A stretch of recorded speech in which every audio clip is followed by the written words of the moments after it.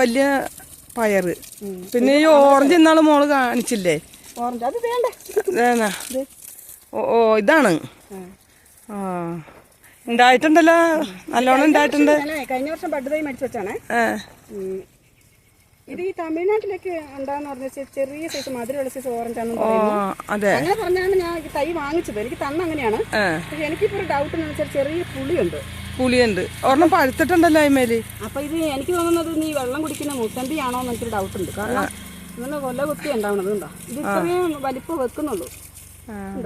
ഇതൊക്കെ പഴുത്ത് വരുന്നതാണ്. പഴുത്തിട്ടുണ്ട്.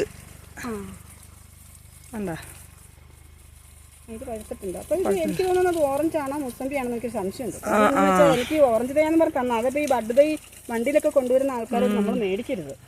അവര് പല ഇതും പറഞ്ഞു തരും. നമുക്ക് അറിഞ്ഞൂടല്ലോ, നമ്മളത് വിശ്വസിച്ച് മേടിക്കും.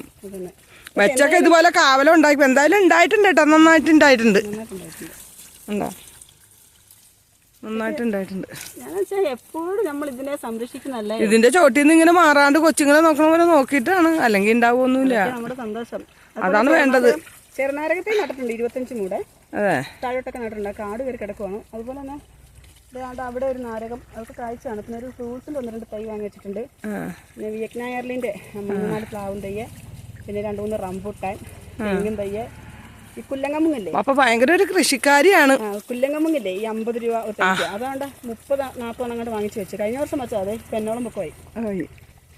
പിന്നെ ഏലം 150 മൂടി ഏലം വെച്ചു. മതി, ഇത്രയൊക്കെ മതി. പിന്നെ അത്യാവശ്യം പച്ചക്കറികളൊക്കെ ഉണ്ട്. ഇപ്പൊ കുമ്പളങ്ങ, മത്തങ്ങ, കുമ്പളങ്ങ ഇല്ല, മത്തങ്ങ, ബാക്കിയുള്ള പച്ചക്കറികളൊക്കെ നല്ല ബീൻസ് ഇതൊക്കെ ഉണ്ടല്ലോ. ഇനി കുറച്ച് ക്യാരറ്റ് ഉണ്ട്. അതിവിടെ വർഷത്തിൽ നടണം. വേനലാകുമ്പോഴേ നമുക്കിവിടെ വെള്ളം നമുക്ക് കളയാൻ പറ്റില്ല. കാരണം ഏലമാണ് മെയിൻ. നമുക്ക് ഏലം വേനൊക്കെ നമ്മൾ സംരക്ഷിക്കും. എന്നാലും രതിയുടെ കൃഷി സ്ഥലങ്ങളൊക്കെ കണ്ടതിൽ വളരെ വളരെ സന്തോഷം. നല്ല ഏരിയ, നല്ല ഇതും, നല്ല അന്തരീക്ഷം, എല്ലാം കാവലമുള്ള സാധനങ്ങൾ. ഇത് കഴിഞ്ഞ ആഴ്ച ഞങ്ങൾ കട്ടപ്പനയ്ക്ക് പോയപ്പോൾ മേടിച്ച റംബൂട്ടാൻ തൈയാണ്. ഇതുപോലെ 2 റംബൂട്ടാനും ഒരു ഓറഞ്ച് തൈ മേടിച്ചാണ്. 1400 രൂപയായി.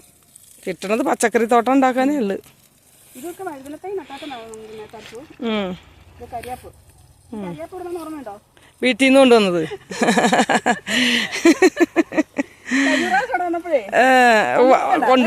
കൊണ്ടുവന്നത് അത് വേപ്പ് മാത്രമേ പിടിച്ചുള്ളൂ. പക്ഷേ അതുപോലെ ഇത് ഓർമ്മയുണ്ടോ? ഇത് സംഭവം എന്നാന്നറിയാമോ?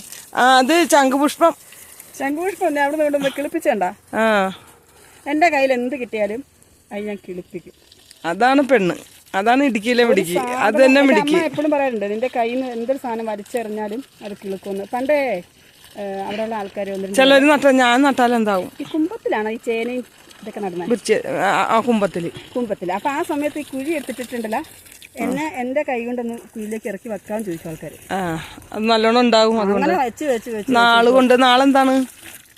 ഒന്നും சொல்ல മാട്ടേ. എന്നാ വേണ്ട മാട്ടേ. എന്നാ നാളെ കൂപ്പിടണ്ട. നാളെ சொல்ல മാട്ടേ. വേണ്ട മാട്ടേ. ആ തക്കാളി തൈ എന്തെന്നും തക്കാളി തൈ അത് പ്രത്യേക തക്കാളി തൈയാണ്. ഞാനിത് കണ്ടിട്ടില്ലല്ലോ. അയ്യോ, ഇത് ബഡ് തക്കാളി നമ്മുടെ ഈയിടെ കൃഷിഭവനേ. അതിൽ ഒരെണ്ണം കൊണ്ടുപോയാൽ പിടിക്കുക? ഇല്ല, കിളിക്കൂല. കാരണം നമ്മുടെ ഈ തക്കാളി നല്ല മഴയത്ത് കൊണ്ട് നടക്കണം. അതിൽ പാടിപ്പോകും. അത് പിന്നെ അതിന്റെ വിത്തായിരിക്കണം. എവിടെ നിന്നുണ്ടായാലും എനിക്ക് വിത്ത് കിട്ടുമല്ല, അത് മതി. നീ കപ്പ പറിക്കാം. മനം നിറഞ്ഞെന്നോ എന്റെ കരം പിടിക്കൂലേ,